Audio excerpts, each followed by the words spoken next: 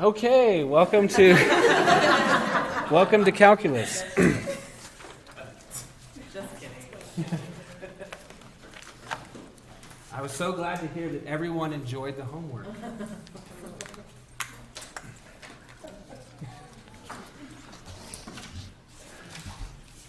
So last time we were talking about integration.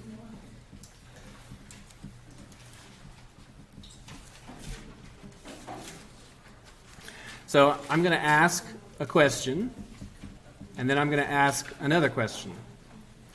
So here's an exercise.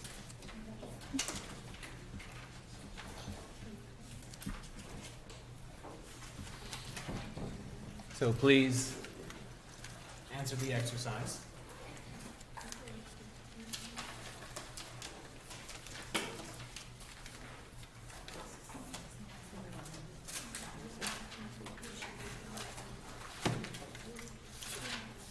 Okay. So what's the answer to this exercise? X squared plus 3x plus c. Very good. So then x squared plus 3x plus c. Okay, the reason why is that what is this called? What kind of exercise is this? Antiderivative. This is an antiderivative. And just to remind you, what this is it's sort of like a Jeopardy question. You're saying, whose derivative is 2x? X squared. And whose derivative is 3? 3x. Okay? And then the plus c indicates the non-uniqueness of this procedure. So here's another exercise. Another exercise that visually is quite similar.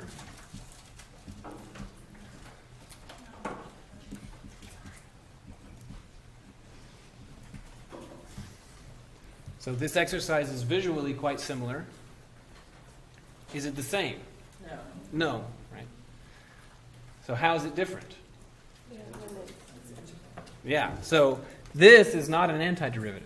This is an integral. Okay, and how will we evaluate this integral? Okay, so then what is the name of that?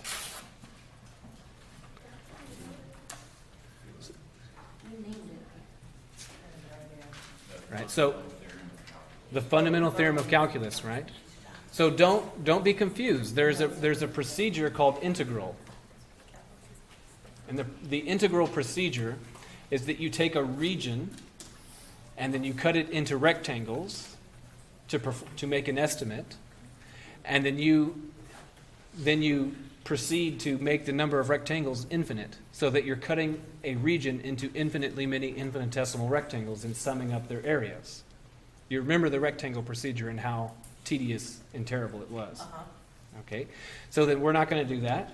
We're going to do that really easy thing where you compute an antiderivative, evaluate it at the boundary, and subtract.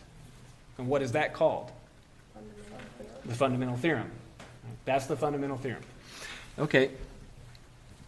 So then this will be x squared plus 3x. And then normally you don't write the plus c, but there were some questions in email and things like that about essentially saying, what about the plus c? Okay, so let me write plus c just to observe what would happen. So what if we use the fundamental theorem and we happen to use, and we write the plus c? Okay, so what is this saying that we need to do?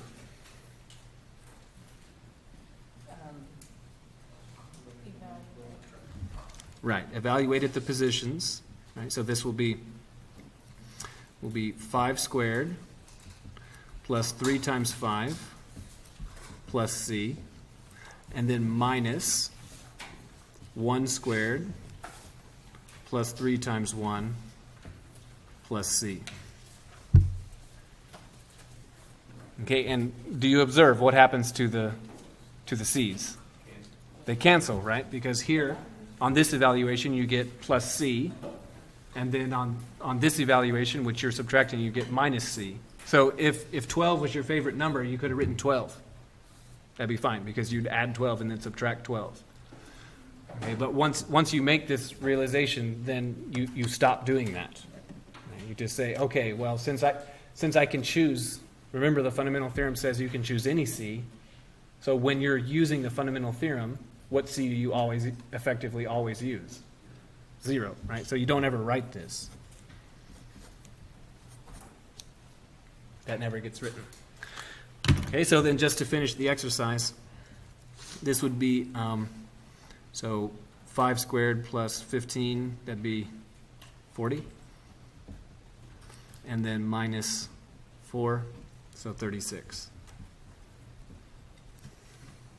Any question about this exercise? Visually quite similar, these two exercises, but drastically different. So you just don't write the C? Well, there's no C to write, because here it's plus C, and here it's minus C. Plus this C, and then minus that C. So there's no C after this procedure is over. Okay, so then for an antiderivative, when you compute an antiderivative, the result is a new function, right? It's a new function of x. So if you antidifferentiate something in x, the result will be a function. Whereas if you integrate something, the result will be what kind of thing? A number, right? A constant. Okay, so then one of the fundamental things, right, for a grader is that when we're asking you a variety of questions, we typically mix it up and say, okay, here's some antiderivatives, here's some integrals, okay? And if student provides a number as the answer to an antiderivative, then that automatically is categorically wrong, right? It has to be a function. Or if student provides a function as the result of an integral with constant limits, 1 to 5, like this. If student answers with a function, then that's automatically categorically wrong. Student has made a categorical error. Okay, good. So any question about these? Okay. So let's have another. How about, okay.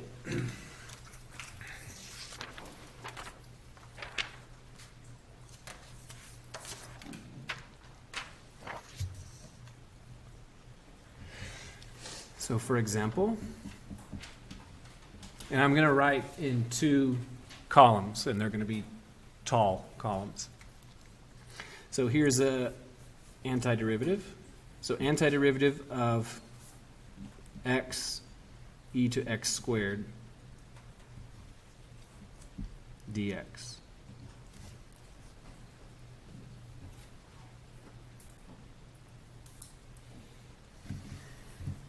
Okay, so how about this one? So should the result be a function, or should the result be a number? A function. Why would it be a function? Because it doesn't have a limit. Right. This is an antiderivative. This is an antiderivative, not an integral. The question is asking, please tell me a function whose derivative is this expression. Tell me a function whose derivative is this. Okay, so how do we proceed? A u substitution, right? So just to be clear, right, because literally this is mechanically done, you ask yourself, right, is this one of the 3 antiderivatives that we know? Right, because in this class we just know 3. So is it one of the 3? Yes. So it's not. No, no. It's not one of the 3 simple ones. Okay, so then is there something algebraic we can do to turn it into one of the 3? No. No. So then what is the next thing that we learned? A u substitution. Okay. So then I'm going to do the substitution that probably like 99% of you did, maybe every one, okay, that you did or would choose. Okay, so u is x squared. Okay, and remember that once you choose a u, then everything else is a consequence of that choice. Now, when you choose u, it is, unless you are really comfortable with the topic, when you choose u, it's kind of a guess. It can be a guess, like, I don't know, maybe this is right, until you get really good at it. Okay, so then this is a variable, right? X's and u's are variables, but what else must be substituted? The d thingies, right? What are those called? So these things are called variables. What are these things called? There's a word for them. Differentials, right? So then u, we've guessed. We're saying, okay, we're going to go with this u. How do we determine what du is? Right. Okay, good. So then du is 2x dx. So do we have 2x dx? No. Okay, so we're supposed to give up? No. No, right. So we divide by 2.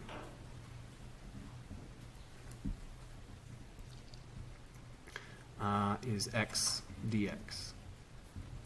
Okay, so then that means that this red part, x squared, we're going to replace with u. The red part is replaced with u. And then the green part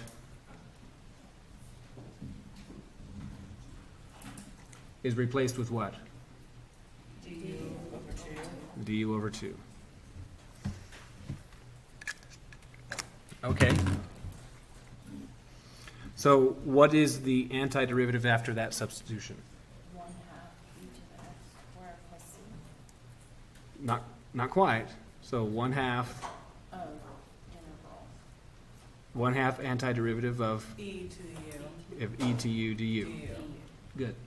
You were just jumping to the end. Okay, so then now we've significantly altered the antiderivative from where it began. So that means that we now start back at the top of the procedure and ask, is this one of the 3 antiderivatives that we know? It is. So this will be half, and then what is antiderivative of e to u du? Right, e to u plus a constant. So then this would be half e to x squared plus a constant. Good. So any question about this one? Okay, so now, as advertised, I'm going to do a second column. And I'm going to do the same exercise.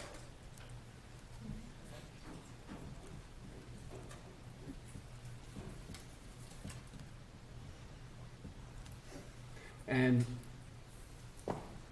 to illustrate a point, I'm going to say, well, I'm going to select that u is e to x squared. Because remember, when you're doing a substitution, it is in some ways a guess. Right? You're guessing. So I want you to carry this out and see what happens.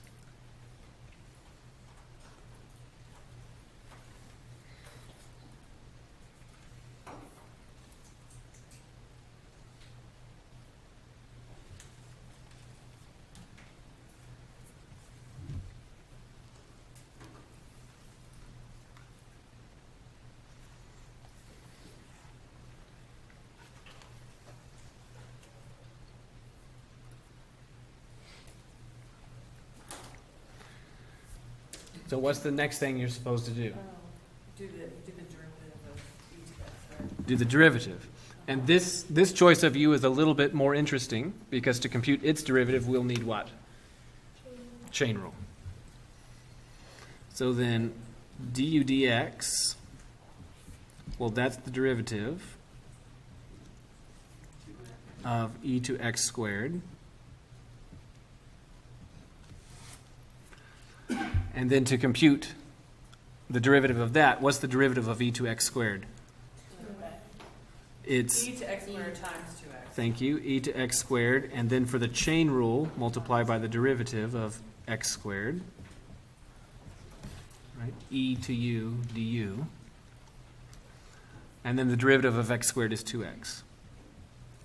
So this would be e to x squared times 2x. So that means that du, taking this, which is equal to that, solving for du, what is du? Very good. E to x squared, and then 2x dx. Right. So then I'm going to reorder this a little bit. I'm going to say du is 2x e to x squared dx. Okay. So now, do we have x e to x? Do we have 2x e to x squared dx? No. Now we just have 1. So what if we divide by 2? But do we?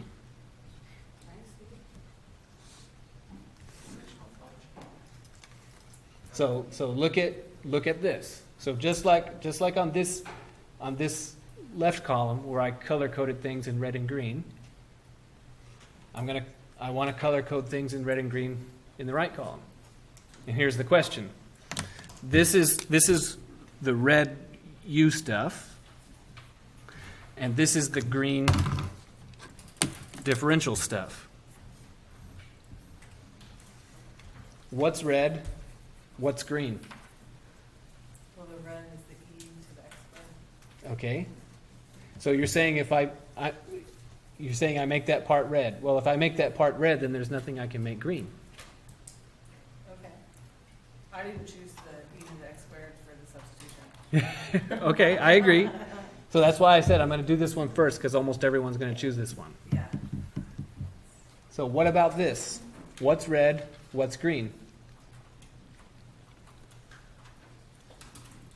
The whole function is green. The whole thing is green. There is no red.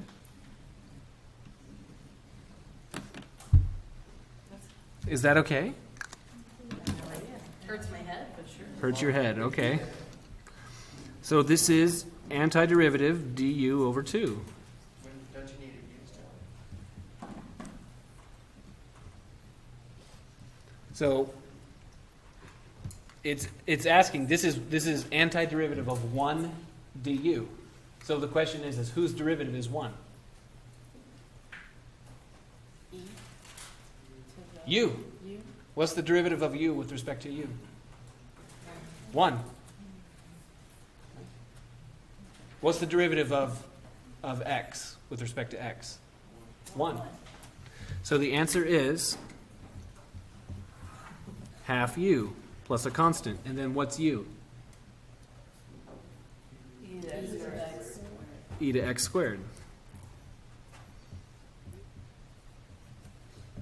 Is that the same as the left column? Yes. It is. It was much more difficult to get that out. Okay. So, yeah. Could you have done it a different way? There's literally a different way on the left column. Oh, no, even different from the right, where you just divide by 2 To put this part over here? underneath, yeah.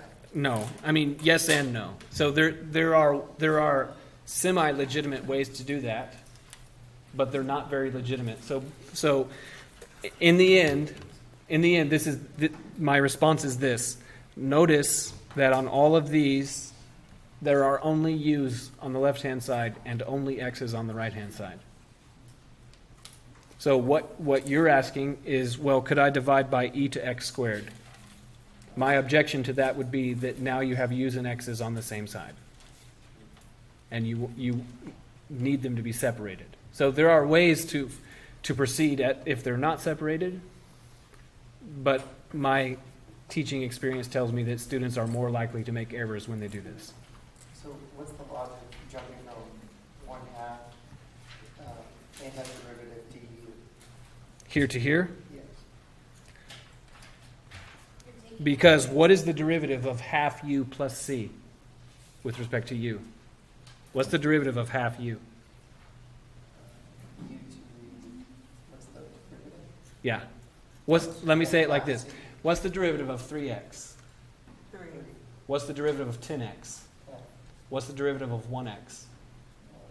1. So, Whose derivative is 1? X. But because we're in u, whose derivative is 1?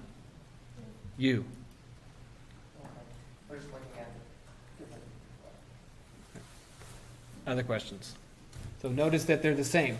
So I'm not saying you need to do it this way. So that's why I said at the outset, I suspect almost all of you would have chosen this. That's fine. But what I want you to see is that there's almost always more than one way to proceed.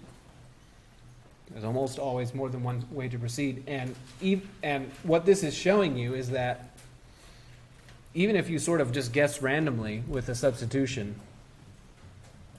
you still got a pretty good chance, right? So you could have gone this way or this way, and either one works. Okay, and I agree that the one on the left is easier, but the one on the right would have worked too. Good. Any question about this? Yeah, I guess my struggle is the way that we were taught this was that you have to substitute back into U. And so you're saying like on the right-hand side that you don't do that, like the red, so to make it more simplistic, the red part on the right-hand side, there's no place that you plug that back into the function. Well, there's just no red parts. I understand, but that's because we were taught like, you know, plug this part in here, plug this Yeah. part in here. That's what makes that really confusing. Okay. 'Cause Well, I'm just so saying that we were taught because that's the way, not the way we were taught. I agree with that, but I'm going to insist it actually is the way you were taught. Okay. Because of the following sort of mathematical, you might say, mathematical idea. So here is an object.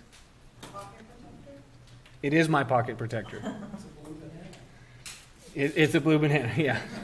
It consists of the colors blue, yellow, and orange. The amount of blue is this much, the amount of yellow is that much, and the amount of orange is 0. There's 0 orange. There's also 0 purple. There's also 0 banana. Okay? So we did substitute this back in here. Red is substituted in here. How much of it? None of it. Okay? So I show you these examples. I show you these examples to make sure that you have a wide exposure to these kinds of things. Okay, good. Any other questions about this one? Okay. So another one.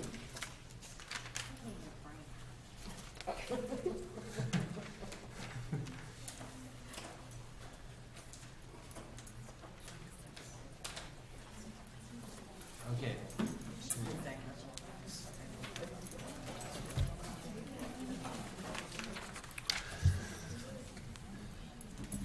So how about this one? 0 to 1, and then x square root 5x squared plus 4 dx. So the correct answer to this exercise, will it be a function or will it be a number? Number. Be a number, right? Because this is an integral. The limits, 0 to 1, signal you that that's the case. Okay, so how do we proceed? U substitution. A U substitution, right? Because we're going to use the fundamental theorem, right? If you wanted to, you could do the rectangle thing. It would be terrible. Please don't do it. We could, but we're going to use the fundamental theorem, which is to say, let's find an antiderivative of this.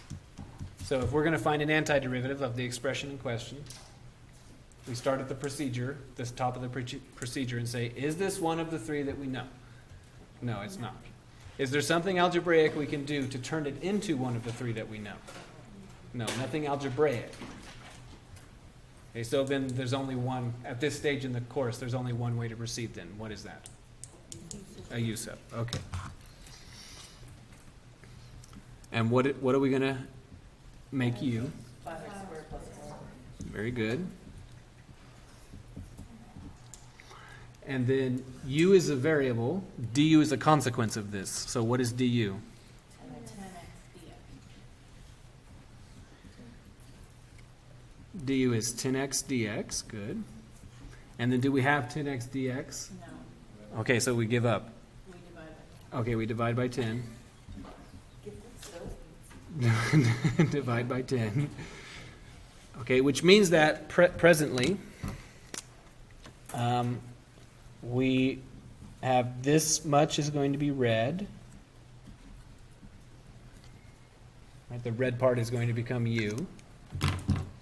The green part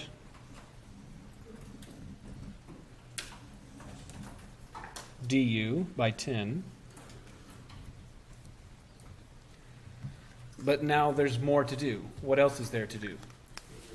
Oh no, we have to change the limits. Change the limits, right?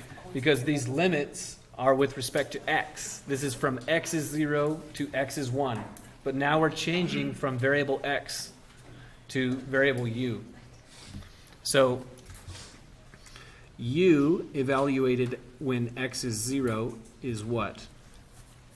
4. 4, because we're taking 0 and we're plugging it into this expression. Okay? And then u evaluated at 1, at x is 1, is what? 9. Which is really convenient, by the way, because we're going to be putting them in a square root later. Right? Isn't it nice that those are perfect squares? Okay, so then these blue parts are now going to be substituted here. So do you see that there's something for everything?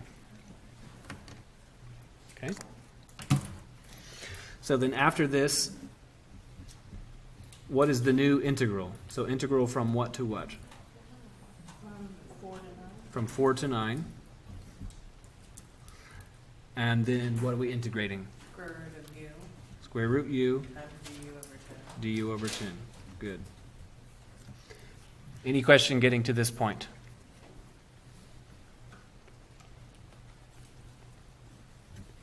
Okay. So that'd be a tenth. I'll factor out that. And then 4 to 9. And then for the purposes of calculus, it's better to write the radical as what? U to fractional exponent half. Okay, so now we've significantly modified the antiderivative from where we began, so that now we start at the top of the procedure and ask ourselves, is this one of the three that we know? Yes. It is, right? This is which rule? Power rule. The power rule. With what power? Half. Okay, so then this will be a tenth, and then u to 3 halves, add 1, gives 3 halves, over 3 halves, and then from 4 to 9. So, now, it's in our interest to simplify as much as possible before we evaluate. So what obvious simplification can we do? Multiply the reciprocal of 3 halves by 1. Right. So then division by 3 halves is the same as multiplication by 2/3. 1 over 10 times 2 over 3 is 2 over 30, which is 1 over 15. So this is 1 over 15, u to 3 halves, evaluated from 4 to 9. Any question getting to here? Okay, so the last thing, just a usual habit that people get into, is that when you're evaluating using the evaluation bar, when you have a constant out front, then you usually just factor it out. So this will be 9 to 3 halves minus 4 to 3 halves. Because the 1/15 is common to both of them, so I went ahead and factored it out. So what is 9 to 3 halves? 27. Oops. I was trying to write 15 and say 27, and my words 1. So this would be 27. And then what's 4 to 3/2? 8. So this would be 19 over 15. By the way, you should be able to do 9 to 3/2 without a calculator. The reason why is that 9 to 3/2, right? Remember from college algebra what that means. That means 9 to 1/2 to 3. That's its meaning. So notice that these exponents are iterated. With iterated exponents, how do you combine them? Multiplication. You multiply them, right? 3 times 1/2 is 3/2. What is, and remember also that fractional exponent half is square root. What is the square root of 9? 3. 3. So this is 3 No, the square root of 9. to 3. And then what is 3 cubed? 27. So you should be able to do things like that in your head. Good. Questions about this one? You have a question? So the u's not 5x squared plus 4? It is. You is that. Okay. But because we changed the limits, we don't have to substitute back in. Oh, you don't substitute, okay. Not Right. if we change the limits. Okay. Right. So at this position in the exercise, we forgot about x's. Now that might seem weird to you. You might say, but wait a second, I remember so many exercises where we wanted it to be x's. Why does it not matter on this exercise? Because we'll come up with the same answer either way. Okay, I do agree you'll come up with the same answer either way. And what category of answer is it that we want? A constant. A constant, a number, right? There's no x's in the answer.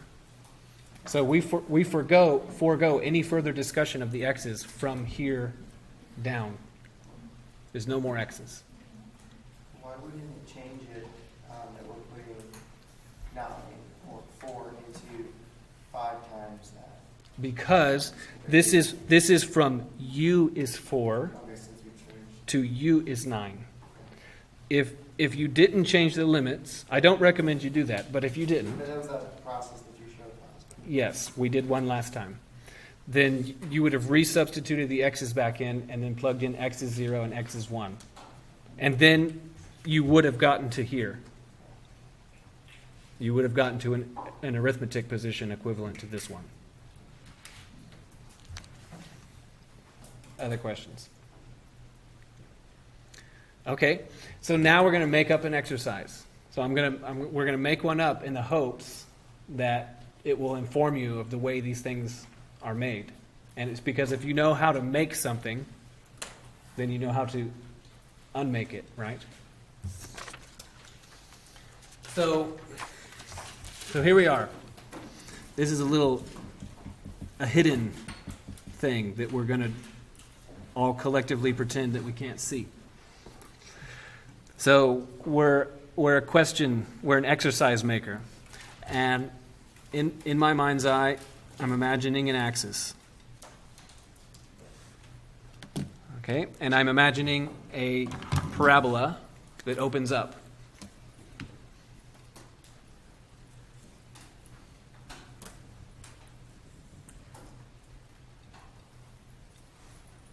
Okay, parabola that opens up. And what I'm going to do is I'm going to select a fence post to the left of this 0 and another fence post to the right of that 0. Okay? So then here's a fence post to the left of it. So someone please give me a small positive integer. 1 is the first number that I heard. Okay? So we'll make that 1. Someone please give me a positive integer that is to the right of 1. 2. Okay, 2.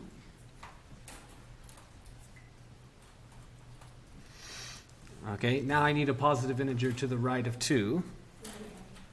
Oh, come on. Let's get a little. Okay, 6. Okay. Now I'm going to make another fence post over here, and I specifically want this piece to be bigger than that piece.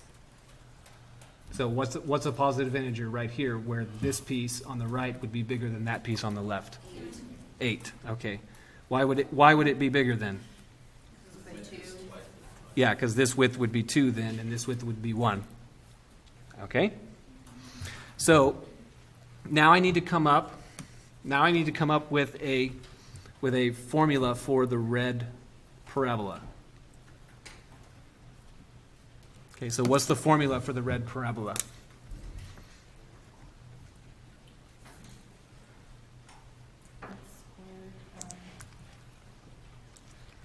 So how do you come up with it? 1 to 8.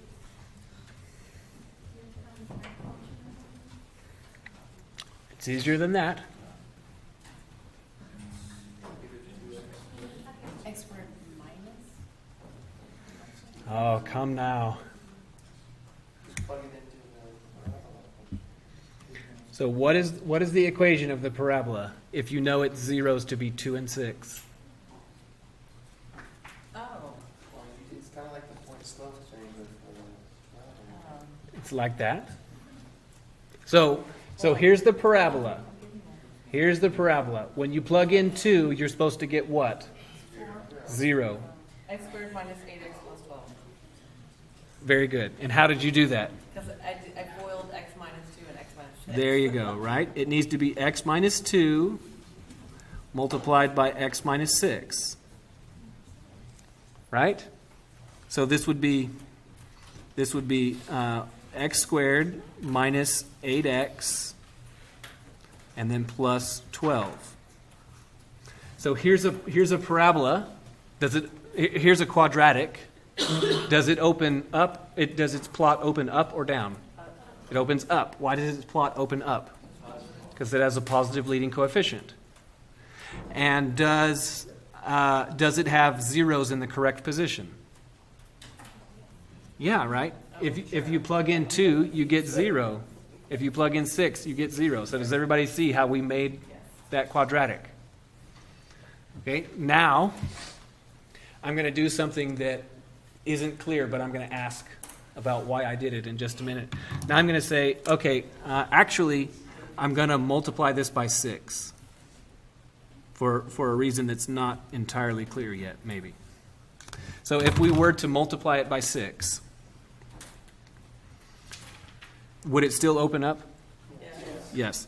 So it'd be 6x squared minus 48 x, and then plus 72. Okay? So is everybody with me? Yes. So now we're going to do two things. We're going to refer to the picture several times, but most of the time we're going to be pretending that we know nothing about the picture. Okay? So here's the exercise. So exercise 1. Please evaluate the following. Integral 1 to 8 of 6x squared minus 48x plus 72.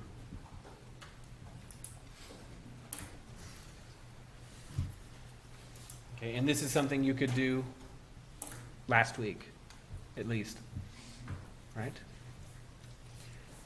We did several of these today.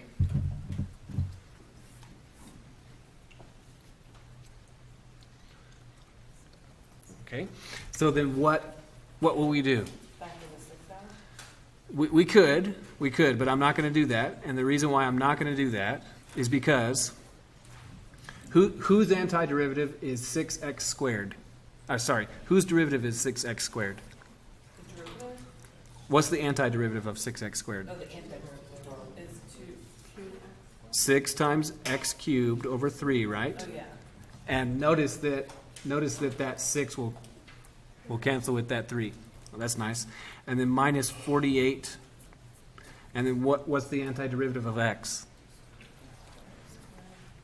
x squared over 2, right? And notice that that 48 will cancel with that 2. And then plus, what's the antiderivative of 72? 72x. Okay, so I'm going to ask now, would someone please tell me why I multiplied by 6? so that we would have integer values altogether, right? If I had not multiplied by 6, then this would be x cubed over 3, right? There'd be fractions. That makes sense. Okay, so multiplied by 6. Okay, so then if we simplify this a little bit, this will be 2x cubed and then minus 24x squared and then plus 72x evaluated from 1 to 8. Okay, and now there's nothing left to do but bite the bullet, right? Use your calculator, please. So then,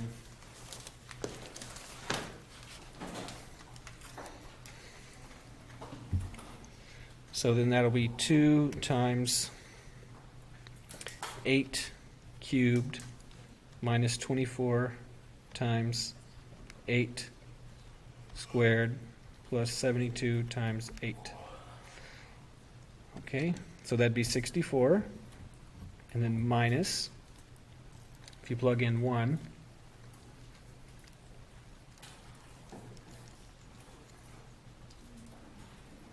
$50.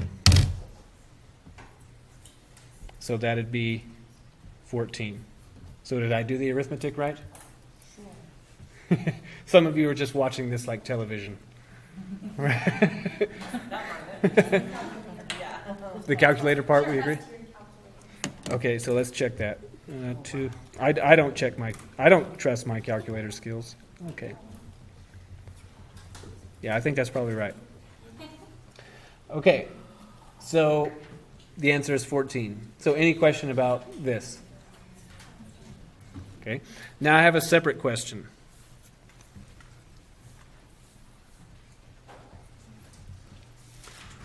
Find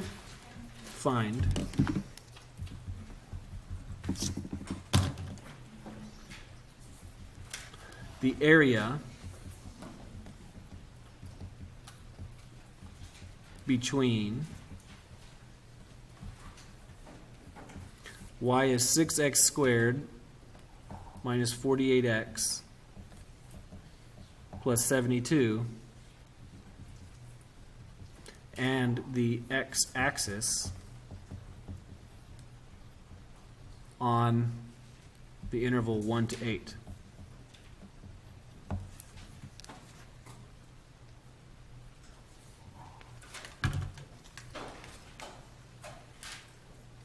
Okay.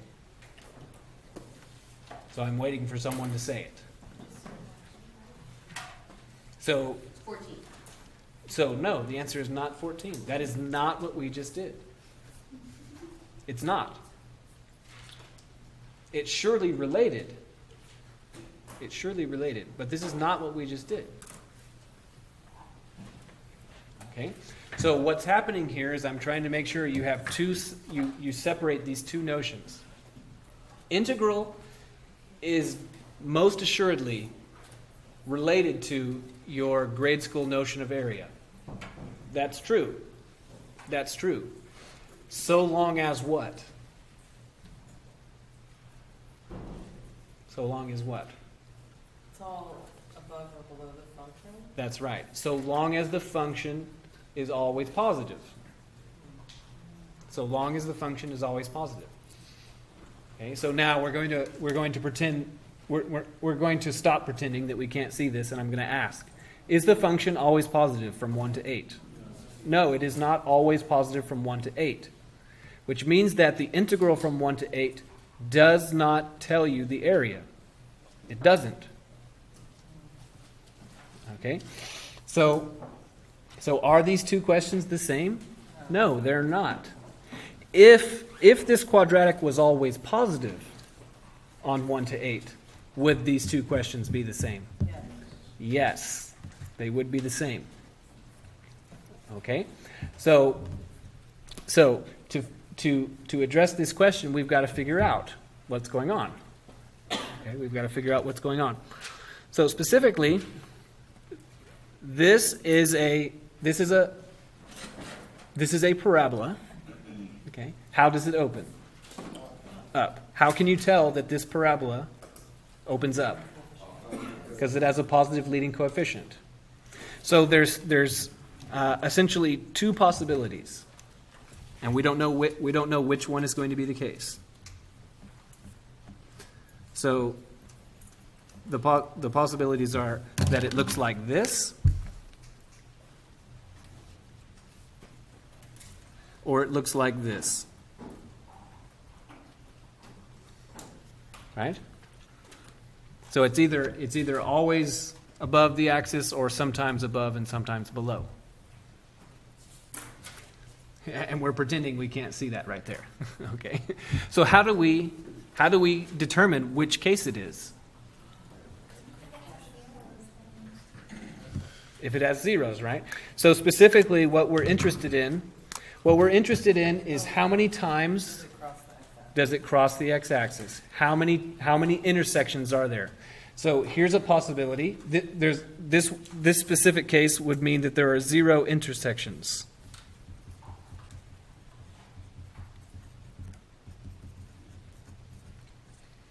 Okay, what about this case? 2 intersections. Can I ask a question? Yes? What would the formula look like for the one that has 0 intersections? Then if there were 0 intersections, then these two questions would be the same. Okay. Because the parabola would always be positive. Okay. So then they would be the same. Okay. So then the question is, right, not a question, right? What we're pretending that we're trying to figure out is which case are we in? Obviously we're in this case, right? Because we made this case. Now my question to you is, if I just hide that, okay, and blank everyone's memory, then how do we figure out which case we're in? We have to determine the number of intersections, and here's what I'm trying to pull out of you or cement into your head, and that is that intersections, visually intersections, okay, that's a visual phenomenon, is algebraically equivalent to solving an equation. We're going to solve an equation. We have to solve an equation. If there are 0 solutions, then which case are we in? The first one, That one. If there are 2 solutions, then what case are we in? second one. That one. And then it's not possible in this exercise, but otherwise, if there were 7 solutions, how many intersections would there be? 7. So what I'm trying to put in your head is that visually intersections, the visual task of finding where things cross and touch, is algebraically equivalent to solving an equation. Yes? What about, for example, where it's like x minus 1, x minus 1, x minus 3? Would there be 3 solutions? No, there'd just be 2 solutions.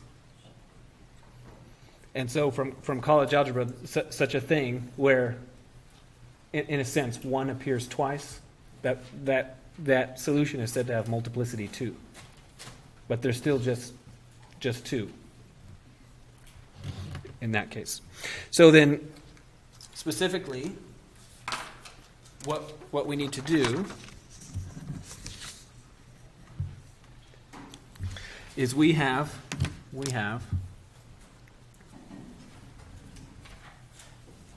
so this is y is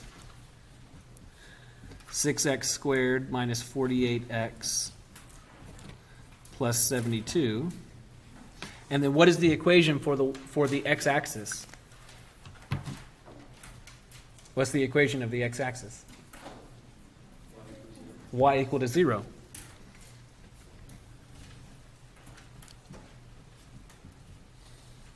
So now we have two equations, one which defines the red and one which defines the x-axis. So we need to solve something, specifically what? this one equal that one, right? So then we need to solve. 0 is equal to 6x squared minus 48x plus 72. Okay, it's a quadratic. Those numbers are all even. I wonder if they're all divisible by 6. Okay, they are. Wow, okay. So then if we factor out the 6, then it would be x squared and then minus 8x and then plus 12. Okay, so does this quadratic factor? It does? Okay. So how does it factor? X minus 2 multiplied by x minus 6. Okay, that's good. That's two numbers whose product is 12 and whose sum is negative 8. In case you're missing part of the joke. Okay, so everyone sees the joke, right? So we made an exercise and now we're unmaking it. So for that reason, we can see we're on the right track, right? Okay. So then the solutions, what are the solutions? 6 and 2.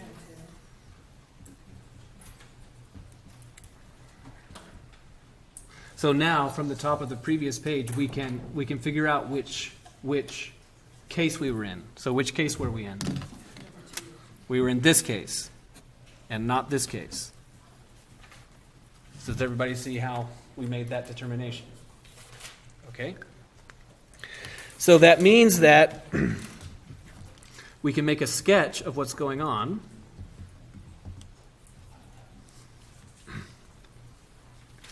We can say, okay, here's the x-axis,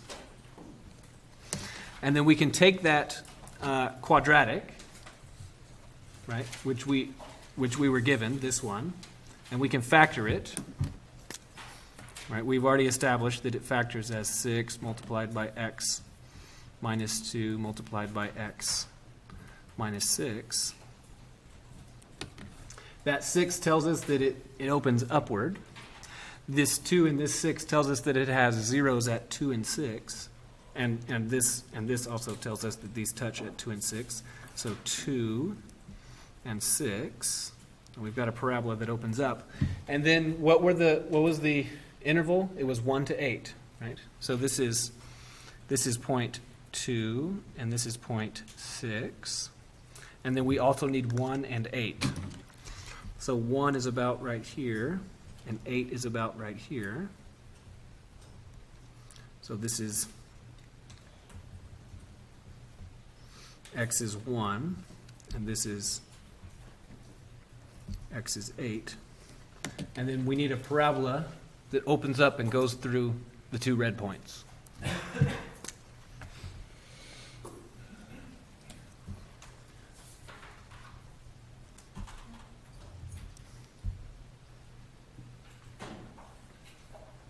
Okay. So does everybody see that? Okay, we've successfully made a sketch of what's going on. There are 3 separate regions now. There is the red region. There is the green region.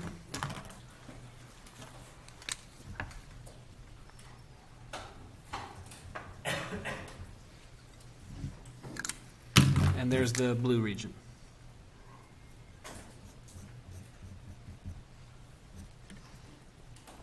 Okay, and I'll name these regions as 1, 2, and 3.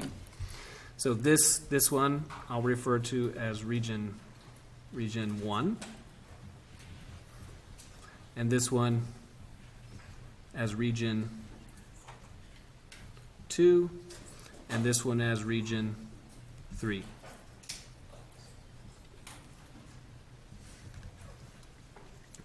Now, I have a question. So for region 1, if we were to integrate the parabola from 1 to 2, would the result be positive or negative? It'd be positive. If we were to integrate the parabola from 2 to 6, that is to say region 2, if we were to integrate the parabola from 2 to 6, would the result be positive or negative? Negative. Why negative? Because it's below the x-axis. It's below. And if we were to integrate the parabola 6 to 8, would the result be positive or negative? Positive, right? So this is a positive area, this is a negative area, and this is a positive area. Now on this exercise, it says find the area. So that means we need to reckon all of these as being positive. Okay? So then what is going to be the formula for region 1? For the area of region 1?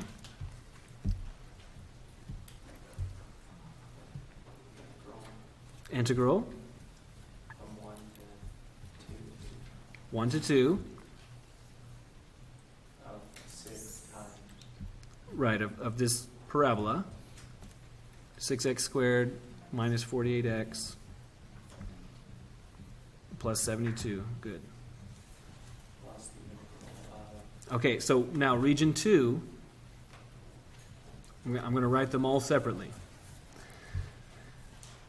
So for region 2, this would be, I'm going to write something. So integral 2 to 6, and then 6x squared minus 48x plus 72 dx. So is this the area of region 2? I thought that integral was always area. as long as it's above the x-axis. Right, as long as what you're integrating is always positive. Right? So how about between 2 and 6? Is it always positive? No, it's always negative. So what is this? Wrong. Okay, it's wrong. Okay.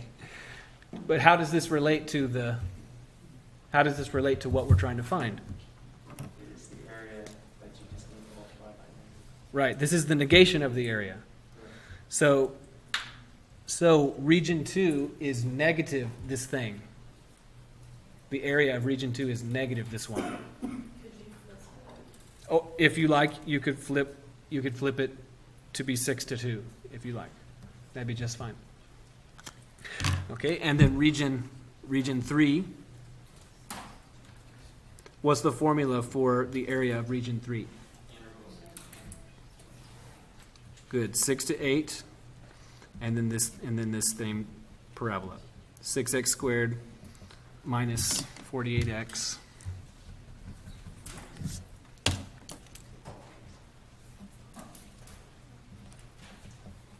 plus 72 dx. Okay, and we're going to do all of these in a minute. Okay, but this is the boring part. Okay, actually doing this, because you could have done this last week.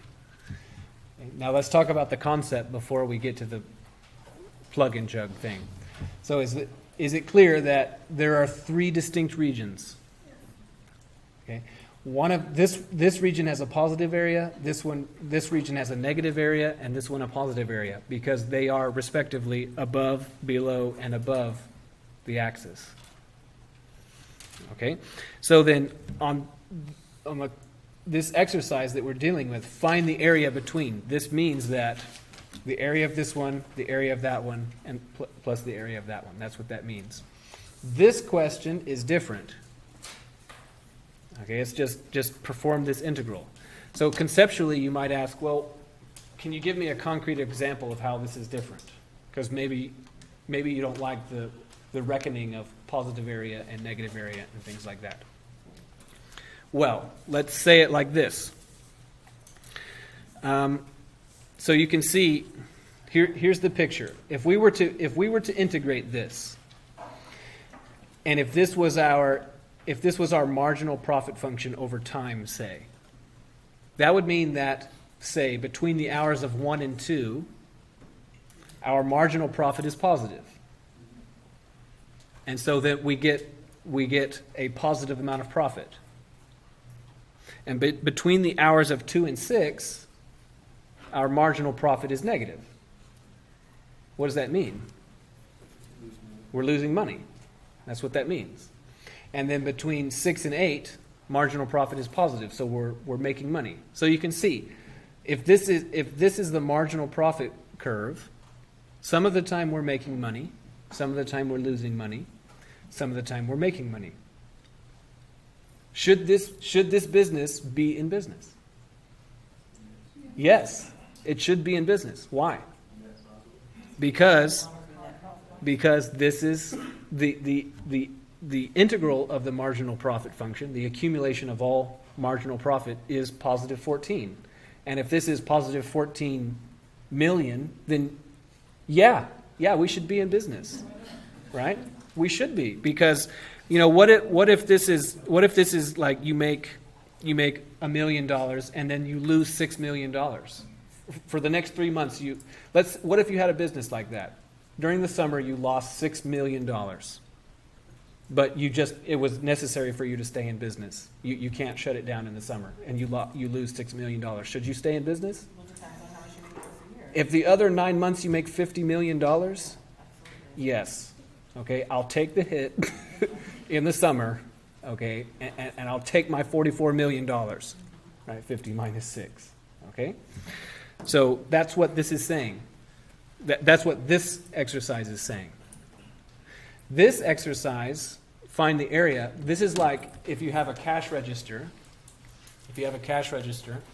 and you can imagine we're paying everything in pennies, okay? And this cash register is weird in the sense that every time you put a penny in, it increments the counter, and every time you take a penny out, it increments the counter. It just counts how many pennies went in either direction. That's what this one is measuring. Right? Okay? Not to complicate it, but profit, but what about time? Like this, This would be the time direction. So this is marginal profit as a function of time in my story. Other questions? Okay, so now let's actually do this.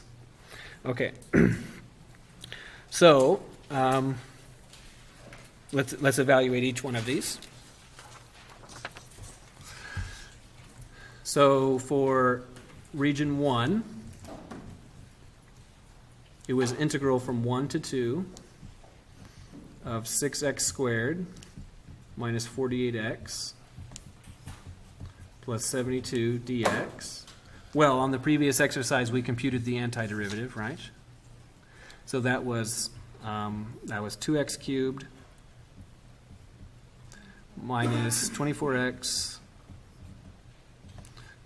squared, thank you, plus 72x. And then now we need to evaluate from 1 to 2. And conveniently, on the previous exercise, we already evaluated at 1, right? So then we know that the answer should be, one of the evaluations should be 50, so minus 50. And really all that we need to do is figure out what the front one is. Okay, so I need to plug in 2 into the calculator. So 2, 2, 2. Wow, did that really happen? Because we already evaluated at 1 in part 1. Right here. We evaluated at 1. And then as a coincidence that I'm not entirely, I'm surprised about, it actually turns out, that's interesting. This one also turns out to be 64. But that's just a coincidence. Okay? That's just a coincidence. So the area of region 1 is 14. But what is that telling you then? If the area, if the cumulative area is 14 and the area of region 1 is 14, then what's true about the other two areas? They're going to equal. They must be the same, but opposite in sign. Okay. Yeah, let's verify that. So region 2, that would be negative integral 2 to, what is it, 6? Of this thing, 6x squared minus 48x plus 72 dx, so that'd be negative 2x cubed minus 24x squared plus 72x. Evaluate from 2 to 6. Conveniently, immediately above, we already evaluated at 2, right? So this would be negative and then minus 64. But the negative could change things, couldn't it? This negative is that negative. Oh, gotcha. You're keeping it When up. does it flip it? When does the negative sign flip? If we wanted to, I could spend this negative and make it 6 to 2. That'd be fine. But I just didn't do that this time. Okay, so then to plug in 6 now. And to spend it, you just multiply by -1. Right. And What- then affect the rest of the, Yeah, it would have this would have been, that negative would be gone, and that would say 6 to 2 instead of 2 to 6. but it wouldn't be -2x cubed. It would just be flipped. Right, it would just be flipped. Yeah. So if you plug in 6, whoa. Is that right? I had to do it twice too. Did I make an error here? They all 14. I got 0. Okay, yeah, that's right. Okay, so then 0. Interesting. Okay, so then this would be 64. Can I guess? Sorry, what the my- answer to the other one is? I'm sorry? So can I guess what the answer to the last one is? What's the last one? Positive 64. It needs to be 64 in order for it to be right. So let's see. So then now integral from what? 6 to 8? So 6x squared minus 48x plus 72.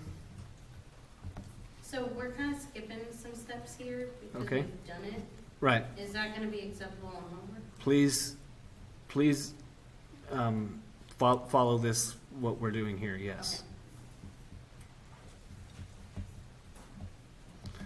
Okay, then evaluated from 6 to 8.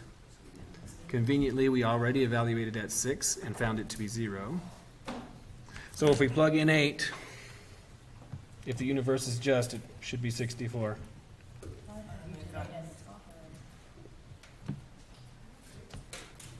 Yeah, so 64. So what's happening in the picture, so what's the answer to the question, by the way? 14. Is it really? The area is 14. No, it's not. No. What? No, the integral is 14. What's the area? Yeah, something like 142. Because, so the area is region 1 plus the area of region 2 plus the area of region 3, which is 14 plus 64 plus 64.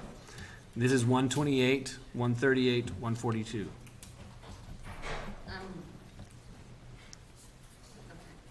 So what's happening in the picture, what's happening,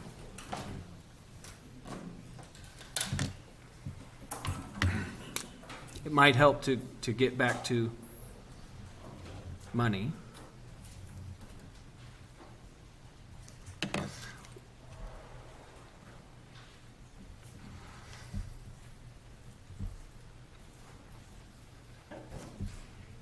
Oh, because you have negative area. Right. What's happening is that this area, area 1, we found it to have area 14. Right? And this area right here, how much area is under here? Or what is the integral of this down here? So then this has area 64. When you integrate it, the integral will give you negative 64. And then what is the area of this region? 64. Also 64. So what's happening is if you like the money analogy, during this time, if this is your marginal profit function and you integrate over this region, your profit will be 14. If this is your marginal profit function and you integrate over the region between my fingers, what will your profit be? -64. Negative 64. And then if you integrate over this region, your profit will be positive 64. So the way the picture is, I didn't intend it to be this way, but it just turned out to be this way, that the area of this region is equal in magnitude but opposite in sign to the area of this one.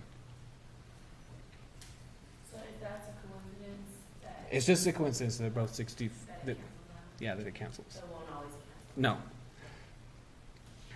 Good. So any question about this? So the answer to your original question is 142? Yes. Yes. So it would be like, you could say that if you like pennies, you could say, well, during this amount of time, I was given 14 pennies. And then during this amount of time, I had to give away 64 pennies. And then during this amount of time, I was given 64 pennies. So altogether, how many pennies do I have now as a result? 14. That's what the integral is saying. Now, a separate question is, now I want to count how many pennies either come into or leave my hand. Here, I was given 14 pennies, so I count those 14. Here, I gave away 64, so I count those. And here, I was given 64, so I count those. How many pennies came into or went away from my hand? 142 of them did. Okay? Good. Any questions about this? Questions about it? Okay. So now, if this wasn't entertaining enough, let's make it more entertaining than this. So, of course, by more entertaining, I mean more difficult. But now that you have the idea, I think it'd be fine.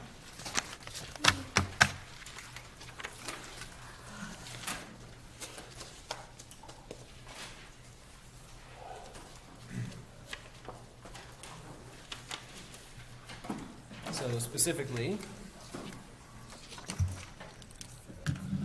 so now we're in section 7.5.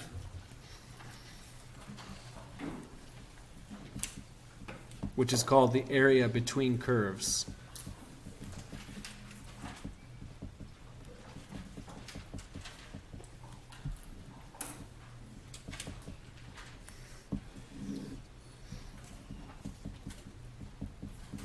So before I write the language, I'm going to draw a picture. So previously, we were able to come up with area where we said, okay, imagine you have any shape whose bottom is a rectangle, like this. Okay, and then on top of the shape, you're allowed to put any kind of fancy hat that you like. Right, so this shape is not common enough in human experience to have its own special name like rectangle. But it's a shape and it has an area. And how do you compute its area? With an integral. Okay, that's how you do it. So now, instead of saying just the top can have a fancy hat, so now it can also wear fancy pants, right? So then you can. So now. Sorry. Don't encourage him. He's just gonna. Okay, so then now it can be fancy on the top and on the bottom. Okay, now we want to find the areas of such shapes. Okay. It's totally exciting. So just like we did this one, we will do this one in exactly the same way. Which is to say, we're going to take this shape, and then we're going to underestimate its area with a number of rectangles, say like 8 rectangles. We'll cut it into 8 pieces and underestimate it by making rectangles that only fit inside. And then we can overestimate it by cutting it into 8 pieces and then covering it with 8 rectangles that entirely cover, but maybe more than cover, each strip. So we can make underestimates with 8 rectangles, and we can make overestimates with 8 rectangles. And then if the accuracy is not good enough, then what can we do? Makes more. More rectangles, right? If 8 is good, then 8 million is better. That's the engineering point of view. The calculus point of view is that let's just not stop. Let's just use infinitely many rectangles. So we're gonna cut the shape into infinitely many infinitesimal rectangles and add up, compute the area of each one and add them all up with an integral. That's what we're gonna do. So here I'm gonna draw a rectangle.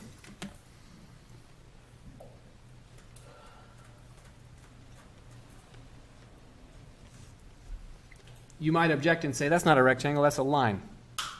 And I'll just say, no, it's a rectangle, it's just really skinny.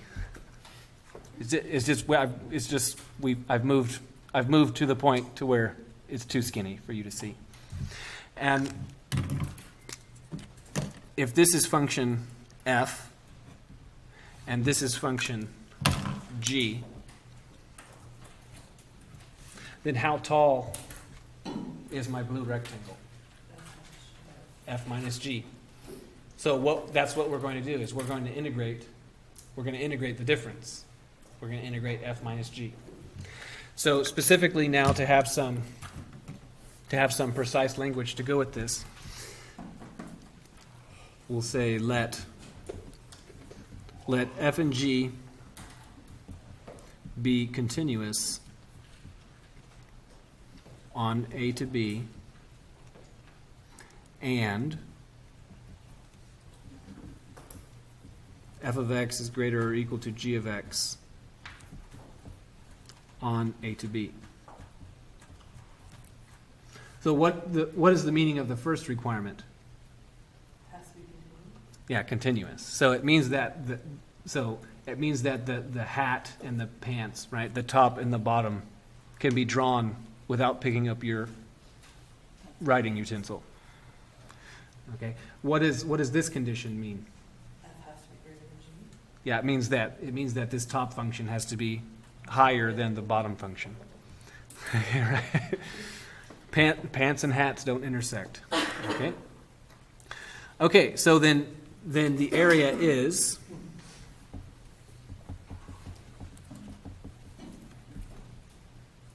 integral from a to b of the difference f of x minus g of x dx. Okay? Not to be confused with still subtracting. Not to be confused with the fundamental theorem of calculus, where there is also a subtraction. Negative's my favorite. Is there a specific name for this, or is it just? No, the area between two curves. Okay, so as an example,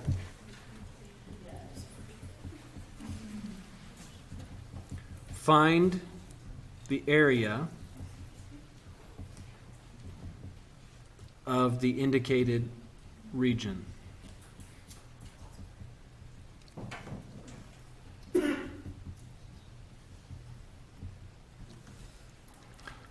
Okay.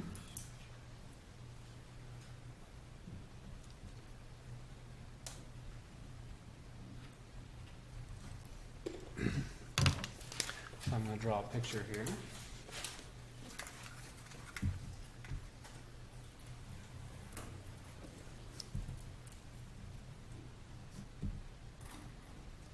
So this red thing is y is 2x plus 4.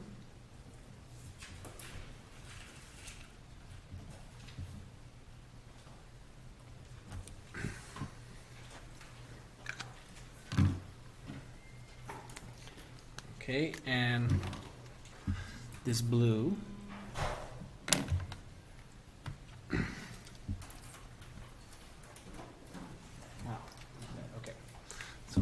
calculus.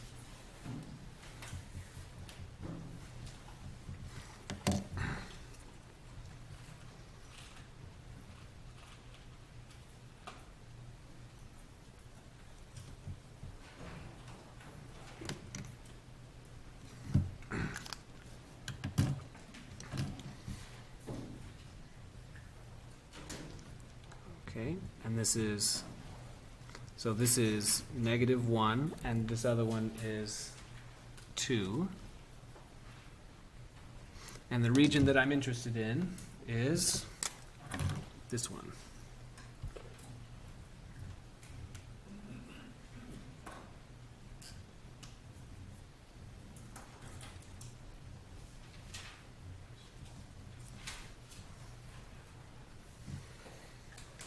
And I need to tell you what the parabola is. That is y is -x squared plus 1.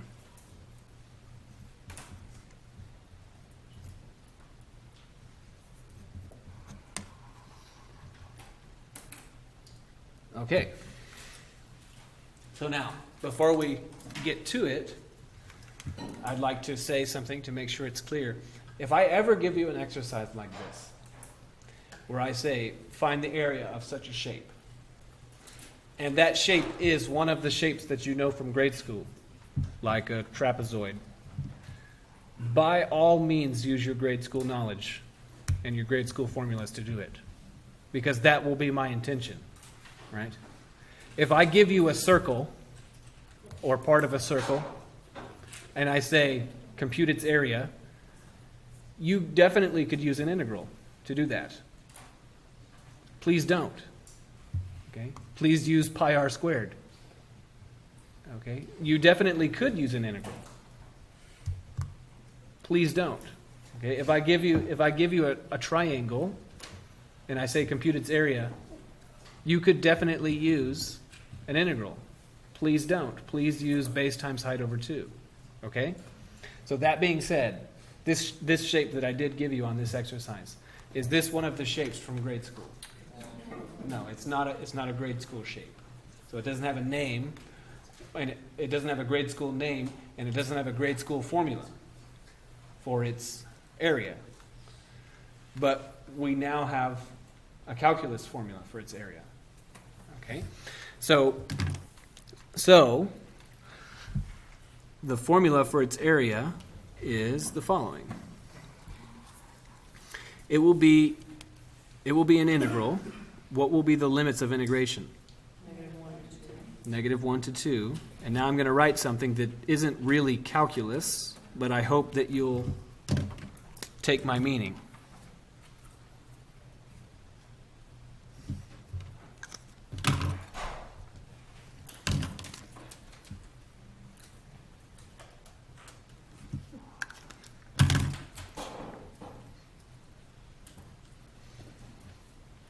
Right?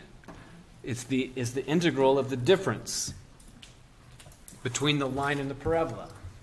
Why is it line minus parabola and not parabola minus line? The top right is the bottom. Right, because the line is higher. Line is the higher of the two. So then it needs to be the line minus the parabola. Okay, if it was like this, then it would be parabola minus line. Yes? On these problems, are we going to have the picture already drawn for us, or are we going to draw? Some of each. Okay, so then there was such enthusiasm to that answer. Okay. Okay, so then it'll be what? 2x plus 4, and then minus negative x squared plus 1. And I want someone to correct me. Parentheses, thank you, right? So then we're substituting something in. And when you substitute something in to a compound when you substitute a compound expression into another compound expression, which is to say something that consists of multiple terms or multiple factors, you need to parenthesize it so it'll be correct. Now these red parentheses that I just put in, they don't actually affect the answer. Those didn't have any effect. Before the red parentheses were there is the same as after. But these blue ones, they do have an effect. Right? Because formerly, before the blue parentheses, it was saying add 1. But now it's saying subtract 1. Everybody see the difference? Okay, so the reason why I'm saying that so carefully is that is a common source of errors on such an exercise such as this. Okay, so then, doing some algebra, this would be the integral from -1 to 2, x squared plus 2x plus 3 dx. And then what do you do from here? Do the anti.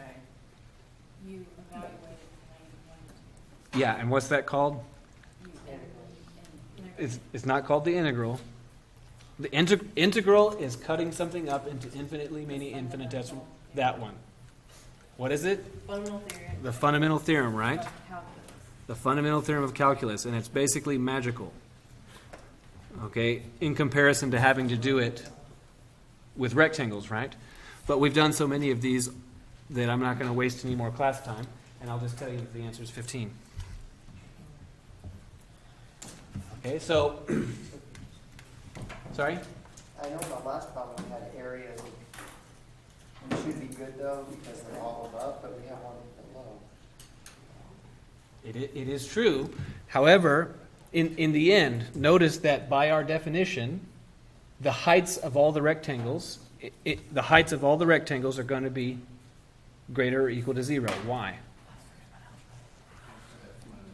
Because f minus g is always positive. And it's always positive in this picture, right? So the thing that you're worried about, I think, is that Because that corner. if you compare it to this one, in this region, if you make a rectangle that has height, red minus graphite, in this region that height is negative. Red minus graphite is negative. But in this region, red minus graphite is positive. How about in this region? Red minus blue, always positive. Except for right there. So are you telling me that, I believe what you're saying is that red minus blue, It's underneath the y-axis. I agree, but that's not what matters. What matters is that red is above blue. Red is above blue. The position of the x-axis does not matter. So like the last one, the hyperbola, that was red. This is red and graphite. Here, red is above graphite. So this is positive. Below. Here it's below. So this is negative. It has nothing to do with the position of the axis. It has to do with the height of the rectangles that you're accumulating. So God forbid that the line was crossed the hyperbola. Then we would have a negative. Yeah, if the line in the parabola crossed, If we were to move the hyperbola, right, if you were to move the parabola up, then it would be a more interesting question. And we're going to do that one next. But right now we're on this one. So what is the meaning of this 15? That's the area. Right, the area. There's 15 square units of area in here. Correct. And I'm a mathematician, so I prefer the abstract notion of area. Okay? But you could say, if you like to make it more concrete, you could say that red is the profit as a function of time, and blue is the cost as a function of time. Profit? No, sorry. Revenue. Red is revenue. Yeah, that would be better. Red is revenue, and blue is cost. And what's the difference between revenue and cost? Profit, right? So that would mean that in the region between -1 and 2, profit is always positive, marginal profit. Okay, good. Essentially magic. So I use the fundamental theorem of calculus. Okay, but I omitted that step. Other questions?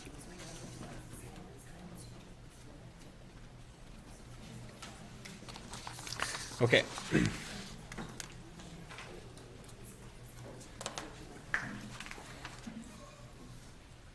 How about another one?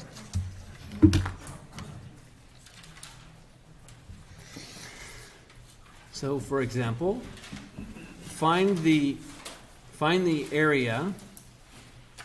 Let's see. Yeah, find the area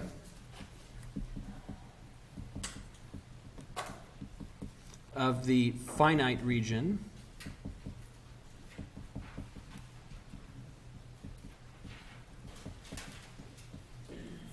bounded by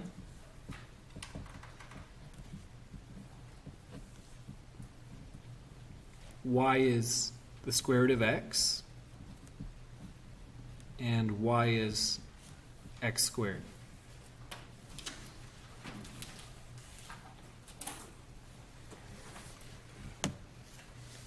Okay, so I'm going to do that one I said I was going to do next. But for this one, to answer the other question that was also your question, was, will I always be given a region? The answer is no. Okay, so then, in order to address this question, you have to know what these look like. Okay, so then we'll start with a simpler one. More likely, you know what this one looks like. Parabola, right? This is, in fact, the standard parabola. It opens up. You know a specific point that's on that one. So what is a specific point that's on this one? 0, 0, the origin. So to make a sketch,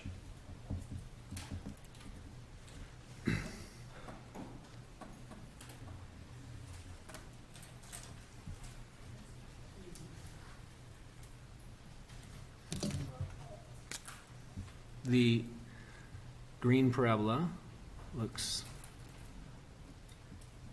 like this.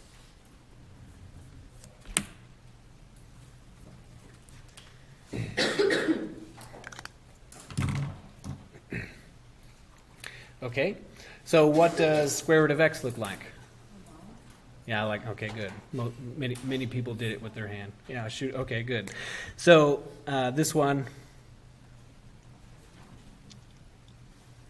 it's you take this one and you reflect it across y as x, and you only take the top half when you do so. So it looks like this.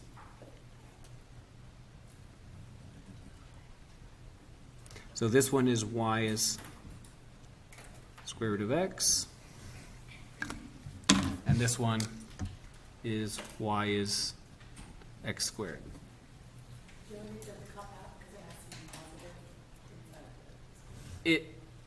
No, that's not the reason why. The reason why is that if you included this bottom part, then the plot wouldn't be what? It wouldn't be a function, right? If you also had the bottom part of the flipped parabola, then it wouldn't be a function. It wouldn't pass the vertical line test, right? So that's the reason why, hopefully, your college algebra instructor said something like the following. What's the square root of 16? Good. I'm waiting for someone to say it. Plus or minus. Okay, good. That's not the right answer. But I was waiting for someone to say it. The square root of 16 is 4. There is no other. Now, a separate matter, it is also true that negative 4 squared is 16. I agree entirely. But negative 4 is not the square root of 16. 4 is. Similarly, the square root of 100 is 10. Not plus or minus 10, 10. I agree entirely that negative 10 all squared is 100. I agree with that. But the square root function is a function. How many outputs can a function have? for a given input. Just one. That's what the vertical line test is saying. The square root of 100 is 10. There is no other. For the math language is, the square root is called the unique positive definite square root. Okay, so there's math language to go with it. Good. But that's a college algebra matter. So now that you've recalled the shapes of these plots and sketched them, what region is being referred to?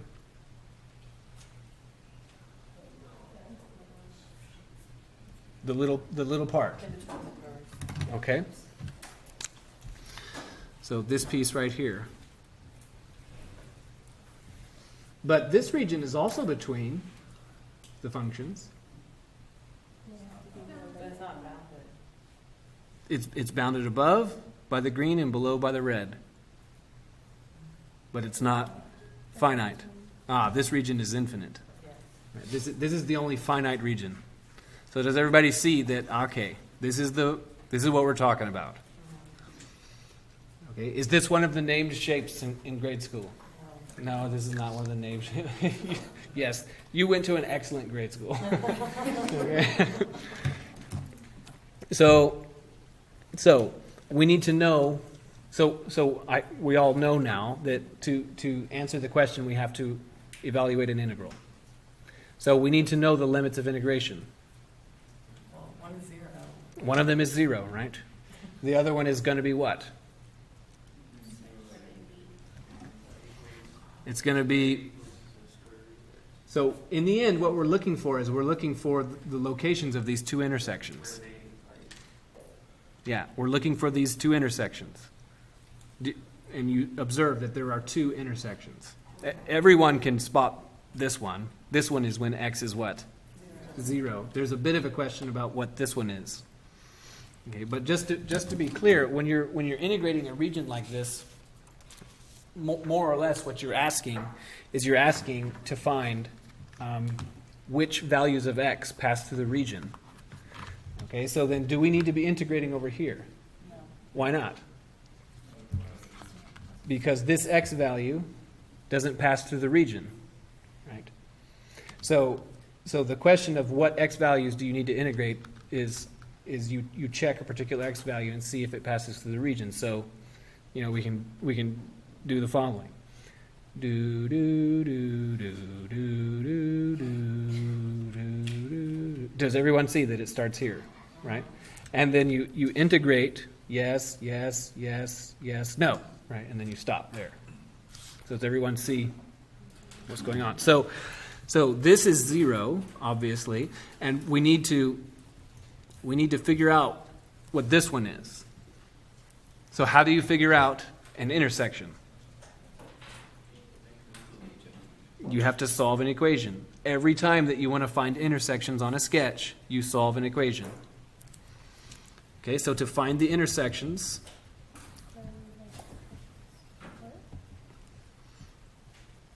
we'll need to solve, yes. So that we need to solve x squared is the square root of x. Okay, so then that'd be x squared minus square root x is 0. So x squared minus x to half is 0. So now we need to factor out a power of x. What is the rule for determining what power of x you're supposed to factor out? Whichever one is lowest. So this would be x to half, and if we factor that out, yes, it would be x to 3/2 minus 1 is 0. So then there are two equations. X to half is 0, or x to 3/2 is 1. Why is it good that there are two equations now? Why is that a good thing? Because there's two intersections, right? And they're going to be in correspondence. Whose square root is 0? There's just one value. 0. So this first one is x is 0. And then I'll do this in 2 steps. So we could write this as, to get the exponent to be on the other side, on the left side it's 3/2. On the right side it's what? 2/3. So this would be x is 1 to 2/3. But what is 1 to 2/3? 1. So what was this other fence post that we were looking for? 1. How did we get that to, why did it flip? Because if you wanted this exponent to become 1, so this is x to 1, what number would you have to multiply by 3/2 to get 1? Okay. 2/3. So I took this equation and I raised both sides to 2/3 exponent.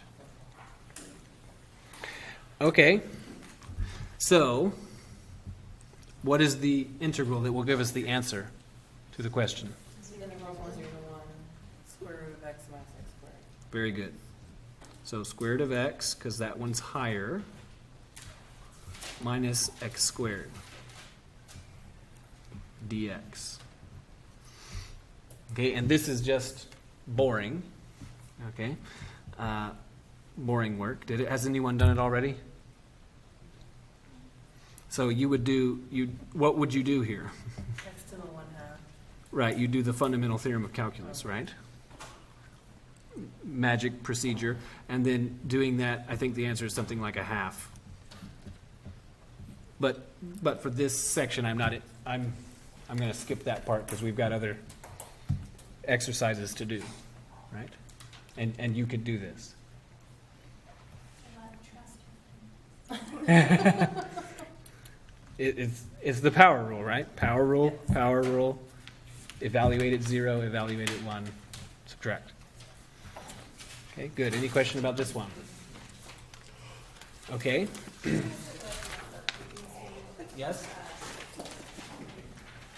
I know it's used as fundamental theorem of calculus, but do we have to break it up like we did This? the first one? The squiggly line at, This one? yeah, so do we have to, on the one before that, we broke it up for the area, 3 separate integrals. On this one, do we have to do the same since there's one part below the? No. No. The reason why, what's happening here? I was just, 'cause I didn't get it. The reason why is that in this exercise,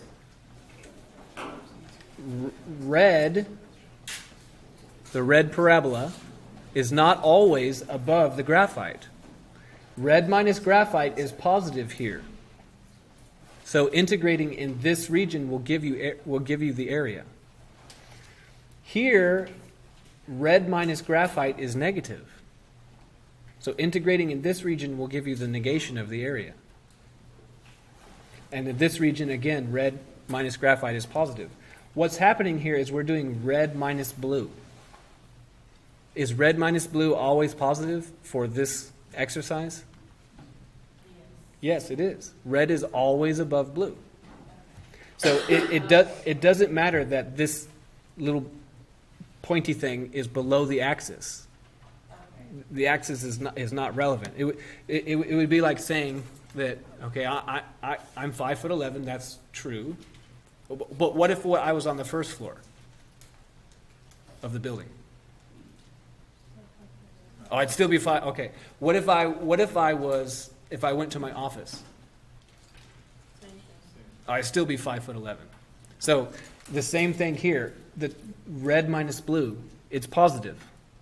It would not matter if I took this axis and moved it down or up or over here. The graphite doesn't have any bearing on whether or not red minus blue is positive. Just gonna do the problem where it knows best. Yes, that's the next one. So any question about other things before we move to another one? By all means, ask a question.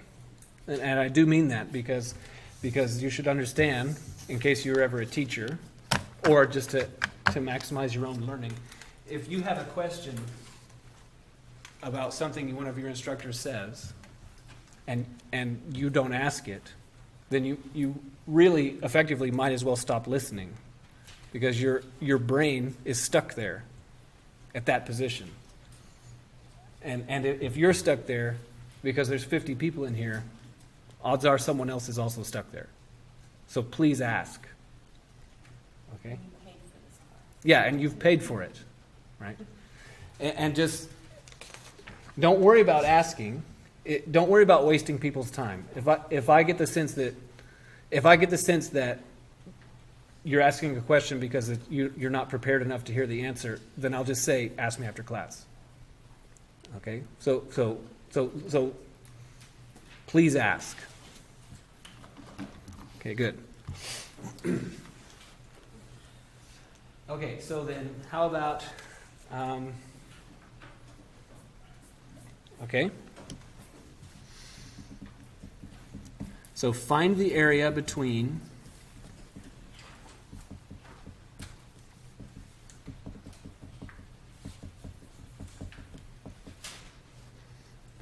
y is x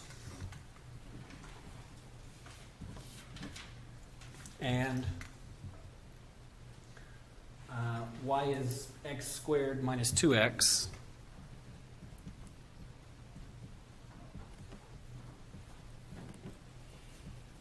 on the interval 0 to 4.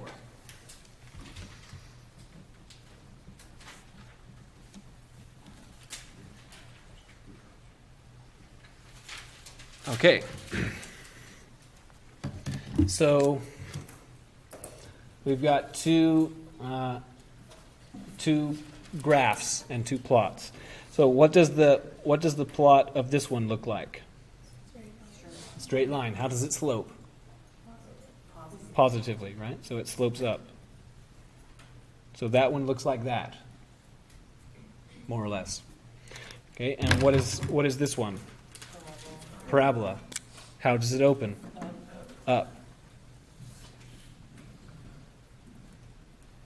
So roughly, it looks like that. So find the area between the line in the parabola on the interval 0 to 4. So you don't need to do this kind of thing when you're writing your solution, but I want to make sure that you understand sort of the thought process. So these are the possibilities.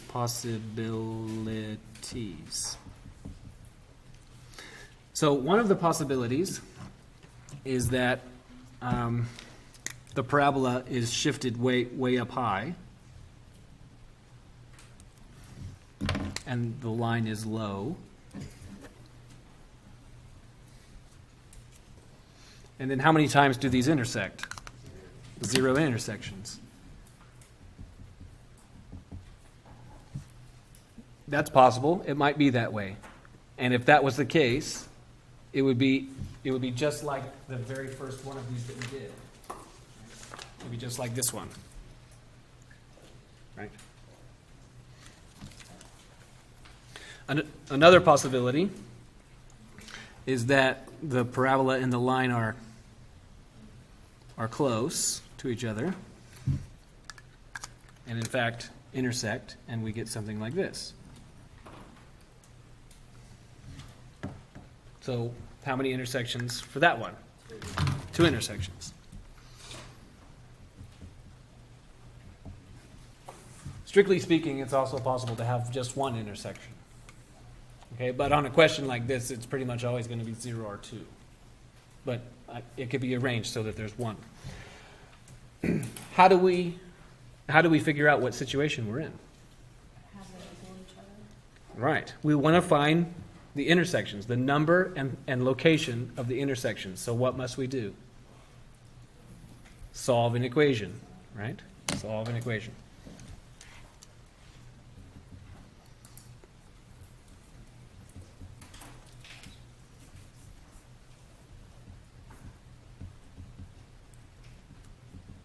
So we solve to determine what the case is. Okay, so we need to solve x is x squared minus 2x. So this one is that one. So 0 is x squared minus 3x. Oh, it's a quadratic. How surprising. So then this will be x multiplied by x minus 3. So what are the solutions? 0, 3. Right. So x is 0 or x is 3. So there turned out to be two solutions. So which case is it? The second one. That one, right? The one where there's two intersections. So there's two solutions. So it looks like this one.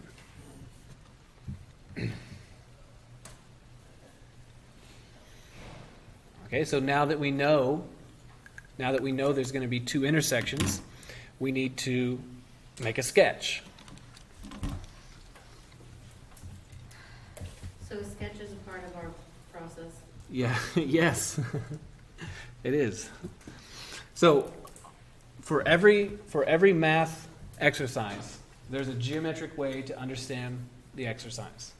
And there is an analytic, that meaning with formulas only and no pictures, way to understand something. And for every one of the exercises that we do, I'm endeavoring to make sure that I give you a geometric version of it and an analytic version of it, and preferably a question where you have both.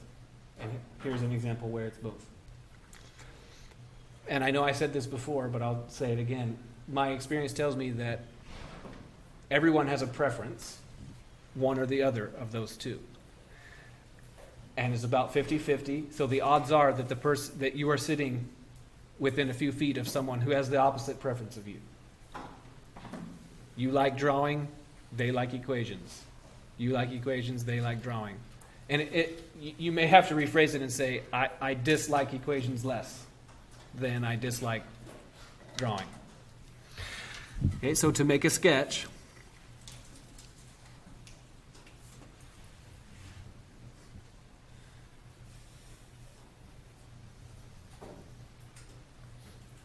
so red is a line going through the origin of slope 1.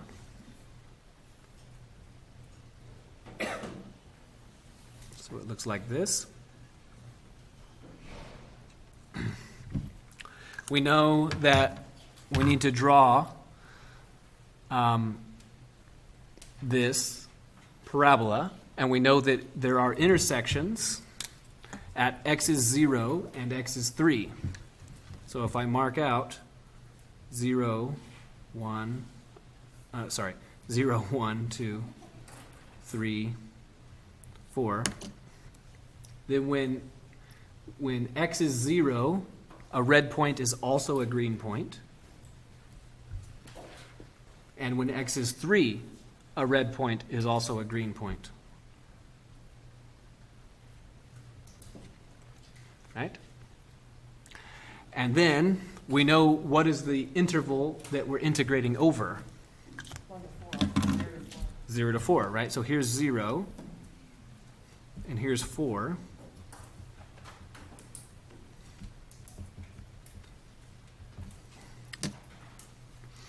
Okay, and then there's one more thing that would be nice to know, and that is this green parabola factors into x times x minus 2, right? So that means we know another point that's on the parabola. What? 2, 0. So this point here. So that means that the parabola looks like this.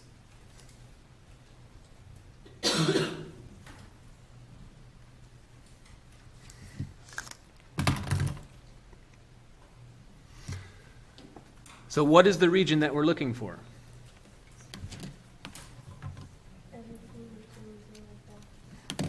Everything, all of the area between red and green, between 0 and 4. So that means that there's two different regions here. There's this one.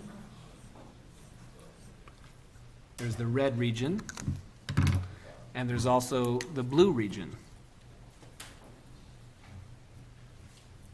And what qualitative thing is different about them?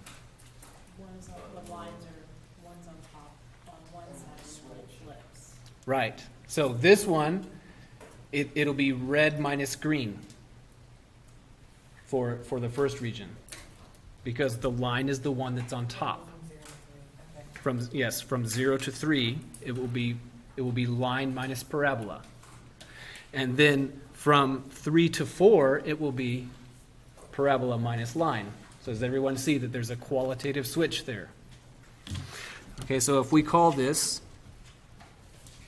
region 1 and this region 2, just to give them names, then the formula for region 1 will be what?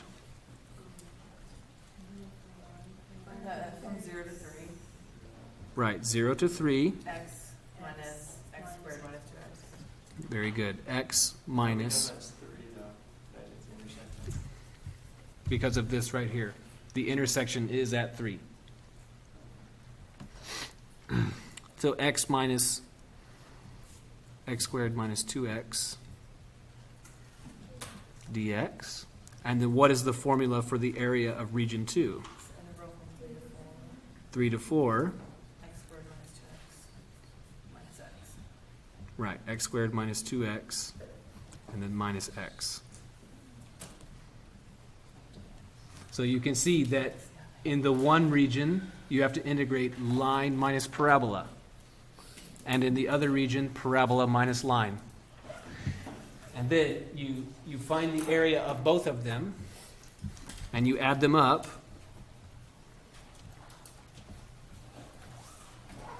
And you'll get 19 over 3. So the most common mistake that students make, and this is the last thing I have to say, the most common mistake that students make, besides like having no idea what to do. So if a student if a student writes an integral on the page, the most common mistake is to compute the integral from 0 to 4. That's the most common mistake. So what would that be? Instead of adding the area 1 to area 2, what would that be? The area of, That'd be subtracting them. That'd be either area, depending on which one of these student did. It would either be area 1 minus area 2 or area 2 minus area 1. If I give you a situation where there are two distinct areas and you don't produce for me two separate integrals, then that shows me that you do not understand what the problem is saying. Okay? Good. So have a nice night.